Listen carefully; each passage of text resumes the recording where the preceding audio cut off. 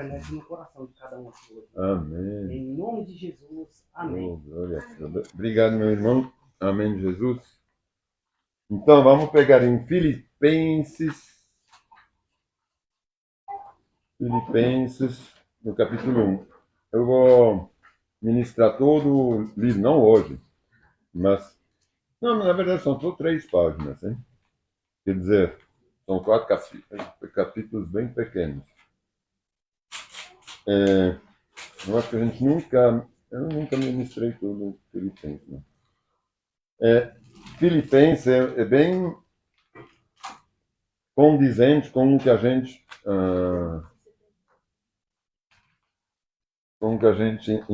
aprendeu através da ministração de Corinto em relação às ofertas, ao dízimo, coisa assim.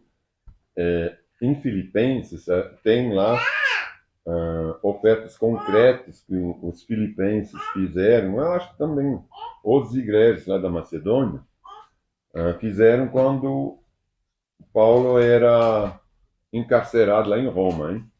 Então, obviamente que era uma grande ajuda para ele, porque passou, parece, uns 2 anos lá preso em Roma, hein? Então, eu imagino naquela época a mordomia comida não devia ser grande coisa, não. Aí ele também remédios, coisas assim, quer dizer, tinha na época, acho que eles não tinham acesso a nada, hein? Não tinha nem uma remuneração, né, para poder comprar as coisas. Então eles precisavam muito, era de dinheiro também naquela época. É como hoje. Então, essa carta, essa epístola, na verdade, aos Filipenses, eu me identifico muito, não eu, mas a nossa igrejinha pequena, eu acho que ela é muito parecida da maneira que a gente convive, da maneira que eu também prego, talvez, ou a gente aprende a palavra, ela é bem igual à igreja de Filipo, porque Filipo era uma cidade muito pequena. Alguns lugares está escrito que tinha só 1.000 habitantes. Alguns outros está escrito que tinha muito mais, mas alguns é difícil porque ela não existe mais, né? São outras cidades agora no lugar dela. Bom, claro que tem os vestígios, mas... Então era uma cidade bem pequena. E a gente vê aqui que a igreja começou na casa da Lídia. É bem, realmente, bem explicado. Vocês vão ver que o que eles vivem é bem o que a gente vive também, em relação a gente mais antigos, a casa que se abriu, que ficou em lugar de culto. É, na verdade, assim que funcionava em todas as igrejas da época, hein? Mas o Paulo, ele tinha um carinho muito especial com os filipenses. Por isso que nessa carta ele fala muito de amor, muito de toda a convivência, do que ele sente para eles, de tudo que eles fizeram para o Paulo também. Eles têm uma irmandade, mas tipo amizade, hein? Que a gente não tem. A gente pode ser irmão, mas a gente não tem uma amizade com todos os irmãos assim. A gente é irmão pelo fato que a gente faz parte do mesmo corpo. Eu não tenho amizade com os irmãos das outras igrejas, eu nem conheço, é lógico. Então, com o pessoal de Filipe, ele tinha um carinho bem especial. Então, vamos começar a ler, né? Então, é Filipenses 1. Paulo e Timóteo, escravos de Jesus Cristo, escrevemos a todo o povo santo em Cristo Jesus, que está em Filipos, incluindo bispos e diáconos. Aqui está traduzido por bispos e diáconos, mas em muitas versões, até no latino, em servidores, líderes. Na verdade, é mais ou menos como aqui, ou mais anciãos. Ele queria, porque se a gente coloca bispos, um termo que a gente tem o hábito de escutar, de conhecer, A gente já vê uma certa hierarquia. Que não é pra gente, né? Parece que é só pra eles. Né? Então, isso não é o que ele queria ressaltar. Ao contrário, ele está falando, incluindo para os líderes. Então, eu não estou escrevendo só para o povo, mas vocês fazem parte, os líderes. Então, eu estou escrevendo para todo mundo. Não tem nem o ancião, assim, que não está incluído. É para todo mundo. Que vocês não se achem que não precisam saber do que eu vou falar. Que Deus, nosso Pai, e o Senhor Jesus Cristo lhes dê graça. Graça e paz. Todas as vezes que penso em você, dou graças a meu Deus. Sempre que eu oro, peço por todos vocês com alegria. Ou como ele diz, tá? Sempre que eu penso em vocês, sempre que eu oro, eu peço por vocês com alegria, não uma coisa triste.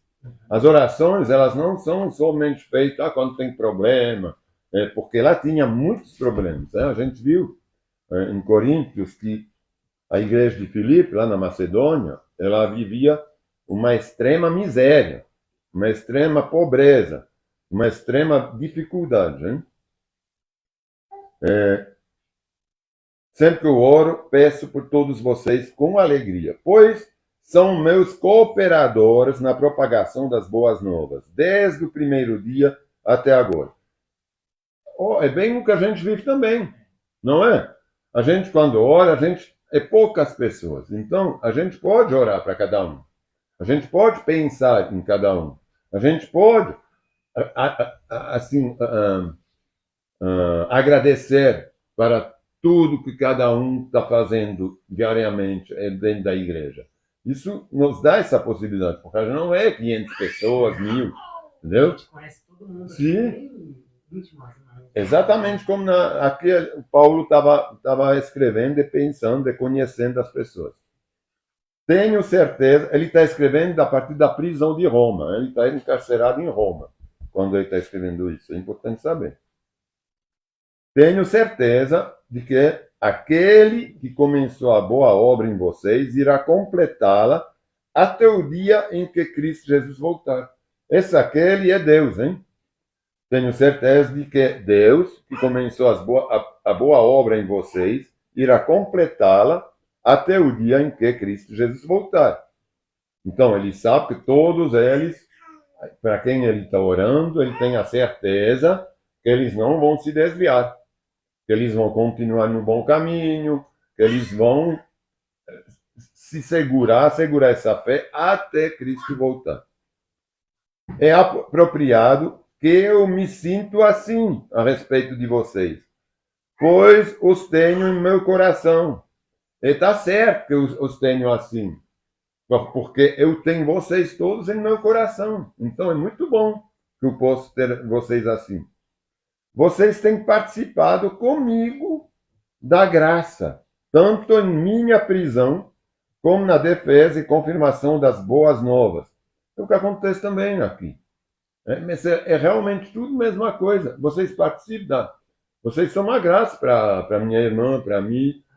Vocês são uma graça para cada um irmão. Cada um é uma graça para o outro. Não é?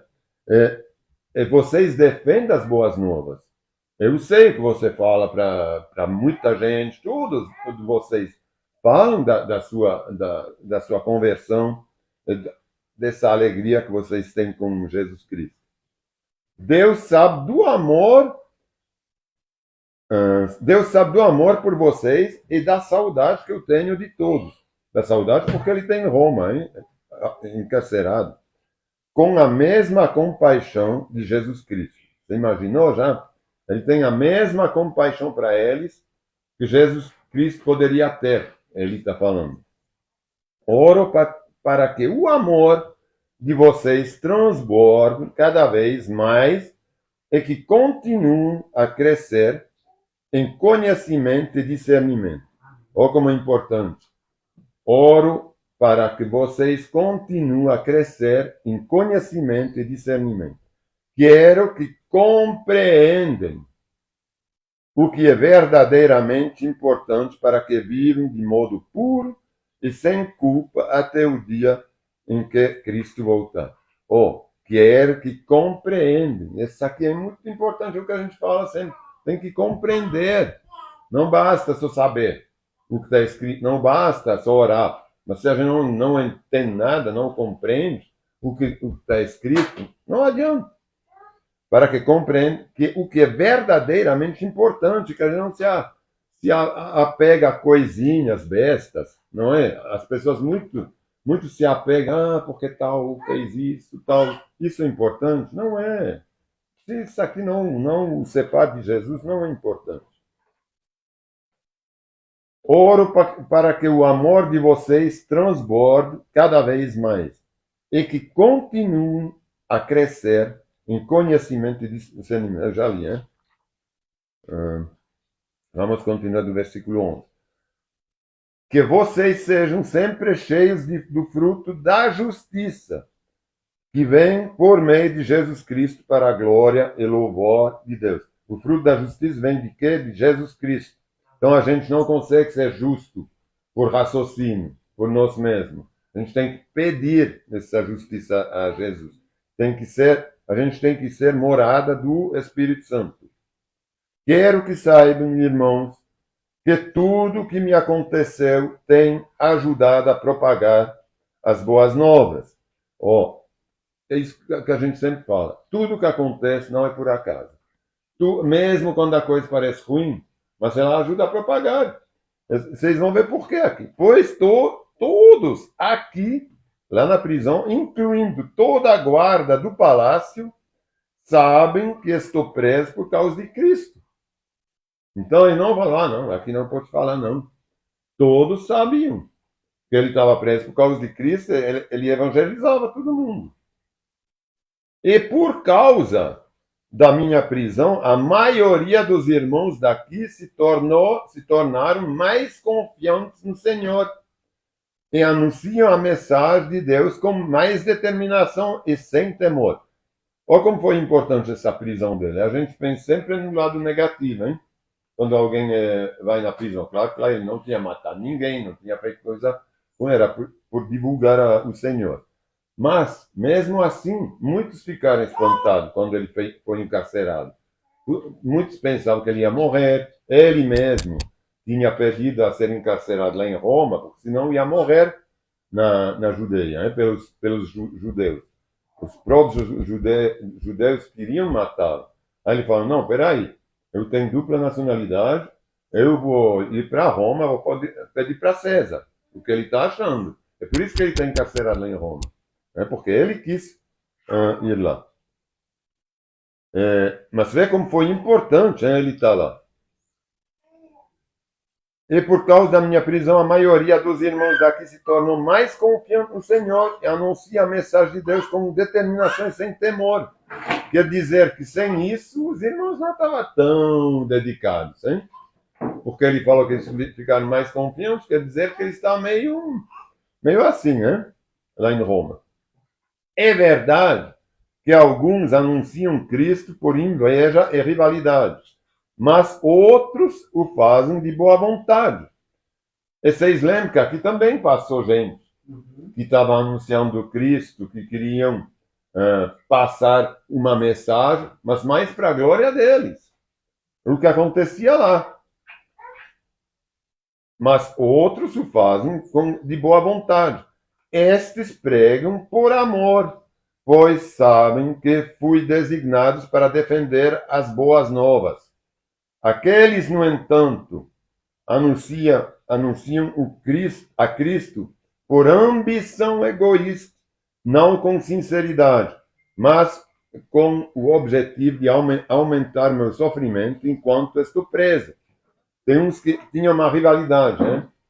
Uns queriam que o povo parasse de ser, já que ele estava na prisão, uns queriam que o povo parasse de escutar, de ouvir a Paulo.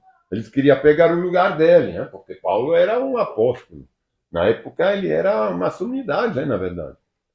Toda a palavra havia, assim, de Cristo através dele, né? Porque ele também tinha perseguido os judeus, os cristãos, quer dizer, não os judeus, os cristãos. Então, ele que passava tudo, para o povo. Então, temos que falar, não, ele está na prisão, vocês têm que esquecê-lo. Bem, eu vou anunciar as coisas, mas era por orgulho, hein? Mas nada disso importa. Sejam as motivações deles falsas, sejam verdadeiras, a mensagem a respeito de Cristo está sendo anunciada. E isso me alegra. E continuarei me alegrar, pois sei que com suas orações e o auxílio do Espírito de Jesus Cristo, isso resultará em minha libertação. Houve a fé que ele tinha. Ele tinha consciência que ele seria liberto. Hein? Na verdade, isso é um pouco incerto. Hein? A gente não sabe se naquela vez ele foi liberto mesmo, é que ele voltou para a prisão. Tem uns que falam que ele foi 2 vezes aprisionado, e outros falam que foi só uma vez. Então é que depois ele já saiu para o interior e depois foi decapitado pelos romanos. A gente não sabe muito bem como que aconteceu muito, mas aqui ele fala, ele tem fé que ele vai voltar a vê-los e que ele vai ser liberto. Então, tem essa expectativa. Minha grande expectativa é a esperança e que eu jamais seja envergonhado, mas que continue a trabalhar corajosamente, como sempre fiz, de modo que Cristo seja honrado por meu intermediário. Ou como ele fala, que eu continue a trabalhar corajosamente. Ele nunca parou, ele nunca se deixou sustentar. Lá ele está agradecido por receber oferta. Por quê? Porque ele não consegue trabalhar na prisão. Tem muita gente que está com ele, muita gente assim de irmãos, que sempre estão lá para o ajudar. Ele já estava velho também. Que eu vi, de modo que Cristo seja honrado por meu intermediário. Que eu viva, quer eu viva, quer eu morra, pois para mim viver é Cristo e morrer é lucro. Veja como a gente tem que ver a vida aqui, hein?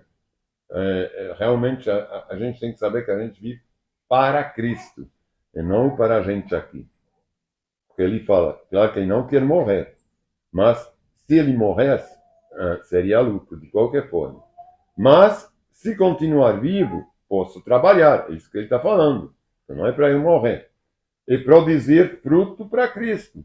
Na verdade, não sei o que eu escolher. Estou dividido entre 2 desejos. Quero partir e estar com Cristo. O que me seria muito melhor. Contudo, por causa de vocês, é mais importante que eu continue a viver.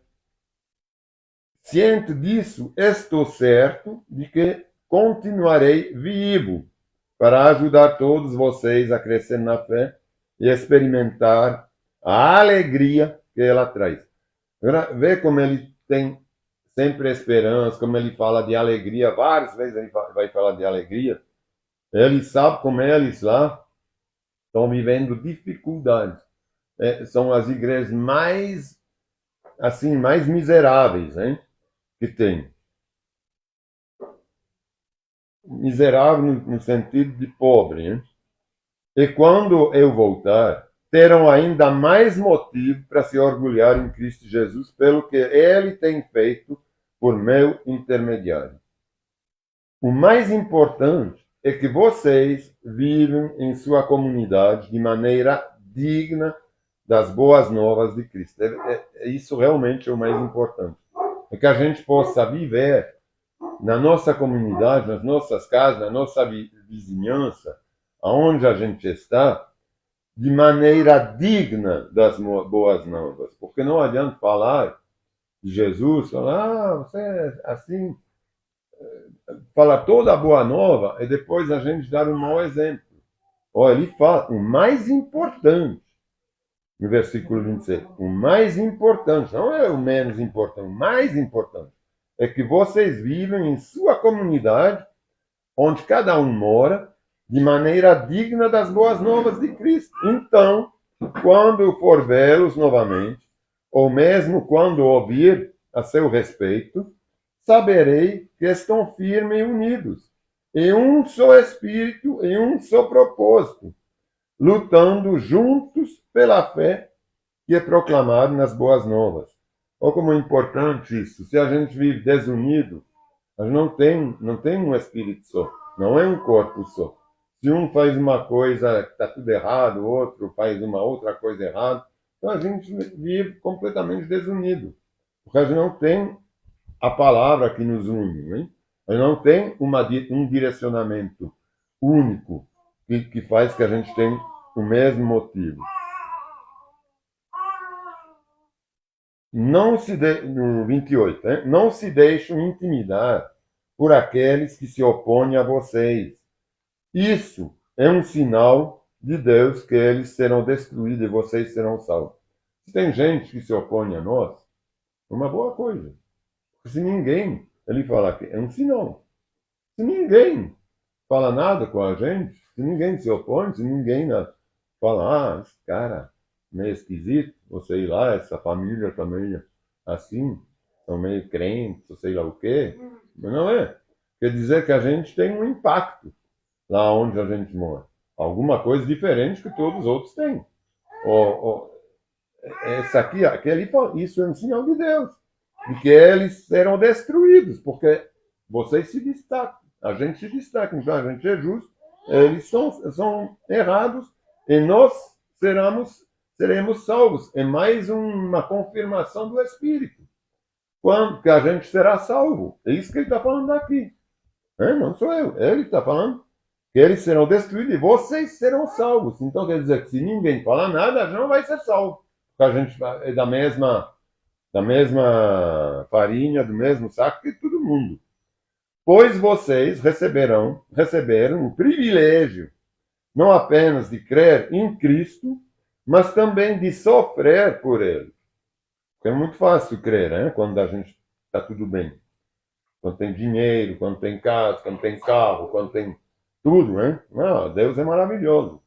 Mas quando ele estava sofrendo, é por isso que ele fala isso.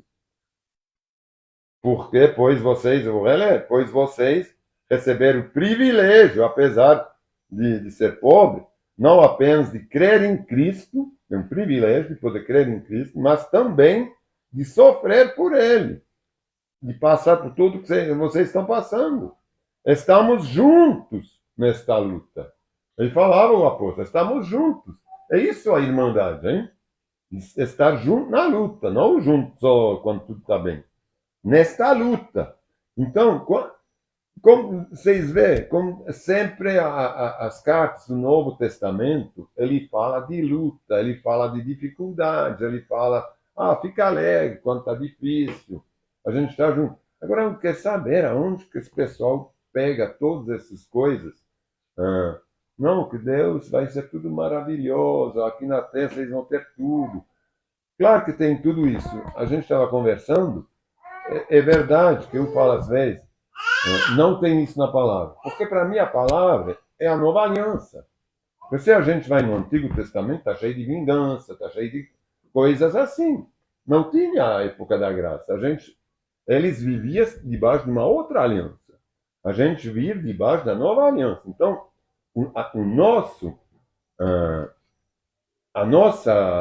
nosso direcionamento ele vem do Novo Testamento. A partir do momento que Cristo veio para nos salvar. A gente não pode viver mais pegar esses versículos para fazer. Claro que tem, não é que está cancelado. Por exemplo, quando tem muitas promessas de todos os profetas, é lógico, vai acontecer. É assim. Agora, a gente não pode pegar, que Deus vai realizar os sonhos, todos os teus sonhos, se você faz conforme a lei. Se vocês fazem toda a lei, tudo que será realizado. É verdade, está escrito isso. Agora, a gente não pode mais falar isso, porque não é assim. Não é mais assim. A gente recebe tudo por graça, não por esforço. Não precisa cumprir alguma coisa para receber de Deus. Naquela época, sim. Tinha que cumprir toda a lei, todos os mandamentos, não tinha graça. Senão você não tinha nada. Não tinha esperança nenhuma. Bom, é claro que tinham os sacrifícios, mas era assim que funcionava. Agora, hoje não. Hoje, pela graça, a gente tem a salvação, eles não tinham essa esperança, entendeu? Então, nosso objetivo é a salvação, em primeiro lugar. O resto nos será acrescentado. Então, no 30, estamos juntos nesta luta. Vocês viram as dificuldades que eu enfrentei no passado e sabem que elas ainda não terminaram. Ele já tinha sido encarcerado, quase mataram ele, acho que era em Éfeso. Então, eles sabiam de tudo isso. Hein? Então, foi terrível para Paulo. Então, Paulo também, após se converter, ele não teve uma vida de luxo, não teve uma vida maravilhosa assim. Então, acho que eu vou deixar aqui, vou parar, porque se eu faço dois, vai ser muita coisa. Então, vamos ficar assimilando o que tem aqui, nessa introdução. Vou deixar o 2 para domingo que vem. Porque é muito bom de ver, a gente vai ver no 2 como ele se sente na posição de servo. É como um é dependente do outro. Nessa introdução aqui, a gente vê que Cristo, tudo vem de Cristo. Ele fala, é uma vida dedicada de Paulo para Cristo. Ele quer que eles estejam todos iguais a ele. É isso que ele está falando. Então, vamos agradecer a Deus por esses momentos, por essas palavras. E, Senhor, eu te agradeço por essas palavras. Senhor, eu te agradeço pela gente poder viver um pouco essa realidade, cara.